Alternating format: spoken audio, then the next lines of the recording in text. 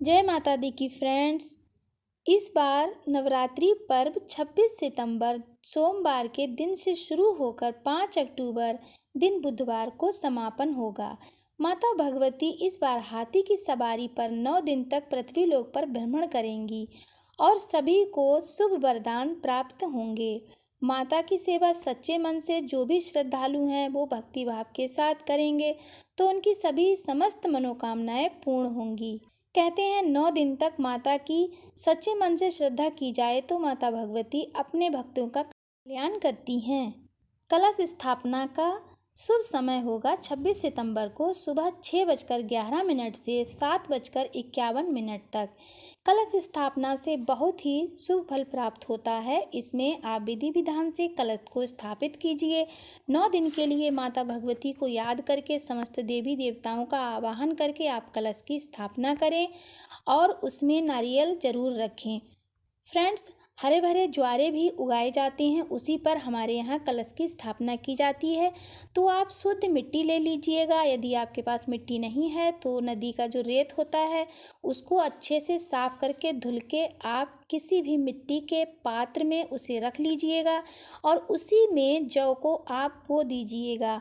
फिर उसके बाद उसी में कलश को स्थापित कीजिएगा तो माता जी जो होती हैं वो बहुत ज़्यादा खुश होती हैं और 9 दिन के अंदर आपके हरे भरे ज्वारे उग कर आ जाएंगे। नवरात्रि के 9 दिन तक माता जी के व्रत चलते हैं। श्रद्धालु इसे बहुत ही बड़े अच्छे स्वभाव से मनाते हैं। भारत वर्ष में नववर्ष हर वर्ष 2 बार आता है। इसमें जो भी माता के भक्त होते हैं वो तरह तरह की पकवान व्यंजन बनाकर माता को चढ़ाते हैं। 9 दिन तक पूजा अर्चना होती है। मंदिर में, घर में, हर जगह माता के भजन कीर्तन होते हैं। लेकिन नवरात्रि के पर्व में हमें बहुत सारे विशेष ध्यान रखने चाहिए। हमसे ऐसी कोई भी गलती नहीं होनी चाहिए जिससे कि माता क्रोधित हों और रुष्ट होकर हमें श्राप दें। तो हमें माता के लिए पहले से ही तैयारी करके रखनी चाहिए। घर को साफ स्वच्छ रखना चाहिए। कुछ बातों का विशेष ध्यान रखना चाहिए। आज मैं आपसे इसी विषय पर बात करूंगी कि नवरात्रि में क्या क्या विशेष सावधानियां बरतनी चाहिए। फ्रेंड्स, कभी भी अपने घर के सामने गंदा पानी इकट्ठा नहीं होने देना चाहिए जिससे कि नवरात्रि में माता आए तो हमारे घर पे गंदगी देखकर वो चली ना जाएं। हमने अपने घर के अंदर कभी भी कांटेदार वृक्ष नहीं लगाने चाहिए। हमें घर के मुख्य द्वार पर तो कतई कांटेदार वृक्ष लगाना ही नहीं चाहिए क्योंकि कांटेदार वृक्ष या फिर जिन पौधों से लगातार दूध निकलता है ऐसे पौधों को लगाने से धन हानि होती है। तो इसलिए हमें भूल कर भी ऐसे पौधों को अपने मुख्य द्वार पर नहीं लगाना चाहिए। घर के मुख्य द्वार पर हमें सभी रंग के फूलों के पौधे लगाने चाहिए जिससे कि खुशबू आती रहे घर के अंदर और माता प्रसन्न होती हैं खुशबूदार फूलों को देखकर। तो हमें अवश्य ध्यान रखना चाहिए कि घर के मुख्य द्वार पर जहाँ तक हो सके फूलों वाले पौधे ही लगाने चाहिए और ऐसे फूलों वाले पौधे लगाएं जिसमें कि सुगंध आती हो। जो फूल सुगंध ना देते हों ऐसे फूल के पौधों को कभी भी मुख्य द्वार पर नहीं लगाना चाहिए। अगर हो सके आपके दरवाजे पर पर्याप्त जगह हो तो आप फूलदार पौधों के साथ साथ तुलसी का पौधा भी लगा सकते हैं।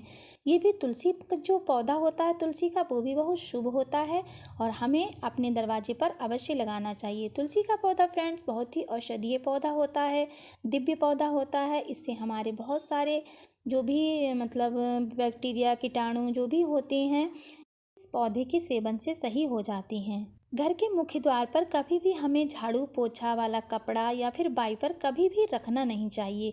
इससे भी माता लक्ष्मी रूठ जाती है। तो ऐसा हमें अवश्य ध्यान रखना चाहिए घर बनवाते समय।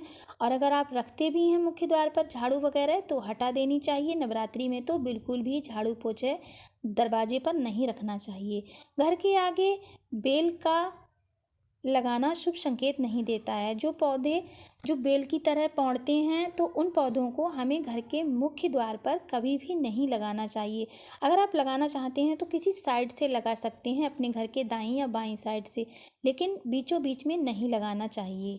घर के मुख्य द्वार पर हमें कभी भी माता लक्ष्मी की तस्वीर को नहीं लगाना चाहिए। फ्रेंड्स, कुछ लोग फैशन के चलते हुए या फिर अपने घर को ज़्यादा आकर्षक दिखाने के चक्कर में लगा देते हैं, लेकिन उनको शायद ये पता नहीं होता है कि माता लक्ष्मी इस चीज़ से बहुत ही नाराज़ हो जाती हैं, बहुत ही क्रोधित हो जाती हैं। इसलिए हमें ध्यान रखना चाहिए कि माता लक्ष्मी का चित्र या तस्वीर या फिर टाइल्स वगैरह जो भी आप लगवा देते हैं, उन्हें नहीं लगाना चाहिए। मेन गेट के सामने हमें कभी भी शीशा भी नहीं लगाना चाहिए। ये इस बात का भी आप ध्यान रखें कि घर के मुख्य द्वार पर कभी भी शीशा मिरर नहीं टांगना चाहिए। एक बात का महिलाएं विशेषकर ध्यान रखें। कुछ महिलाओं को आपने देखा होगा कि घर के मुख्य द्वार पर महिलाएं घंटों बैठकर बातचीत करती हैं। ये भी माता लक्ष्मी बहुत ही ज़्यादा क्रोधित होती हैं उस घर में। जिस घर में महिलाएं चौखट पर बैठकर बतियाती हैं, उस घर में माता लक्ष्मी कभी भी प्रवेश नहीं करती हैं। माता लक्ष्मी आती हैं लेकिन वहीं से चली जाती हैं। अलक्ष्मी का वास हो जाता है तो घर में धन धान्य की हमेशा कमी बनी रहती है और कोई ना कोई हमेशा बीमार ही रहता है। तो ये ध्यान रखें कि मुख्य द्वार पर किसी भी व्यक्ति को नहीं बैठना चाहिए, खास तौर पर सुबह शाम तो बिल्कुल भी नहीं। घर के मुख्य द्वार पर फ्रेंड्स कभी भी हमें जंक लगा हुआ ताला नहीं लगाना चाहिए, क्योंकि जंक लगे हुए ताले को लगाने से माता लक्ष्मी रुष्ट होती हैं, धन धान्य की कमी होती है और ये अशुभ माना जाता है। तो जब भी आप कहीं जाएं, अगर आपको ताला लगाने की तो सभी को ज़रूरत पड़ती है, क्योंकि घर को ऐसे ही खुला नहीं छोड़ा जाता। तो आप हमेशा अच्छे और मजबूत ताले का इस्तेमाल करें। ध्यान रखें कि उस पर जंग ना लगा हुआ हो। अगर आपके मंदिर में कोई भी टूटी फूटी कोई भी मूर्ति है तो आप उसे तुरंत ही हटा दीजिए। माता लक्ष्मी के आगमन में ये सब बाधाएं होती हैं। माता लक्ष्मी का चित्र या फोटो आप लगाना चाहते हैं तो अपने घर के मंदिर के अंदर लगाइए, ना कि आप मेन गेट पर।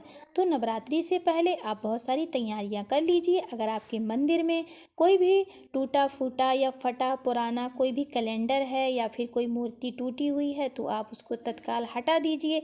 स्वच्छ साफ उसको आप मंदिर को बना लीजिए, क्योंकि 26 तारीख से नवरात्रि शुरू होने वाली है। तो फ्रेंड्स, आज के लिए बस इतना ही। अगर वीडियो अच्छा लगा हो तो प्लीज़ लाइक कीजिए, चैनल पर नए हैं तो सब्सक्राइब कीजिए। मिलते हैं फिर किसी नई वीडियो में, तब तक के लिए जय माता दी।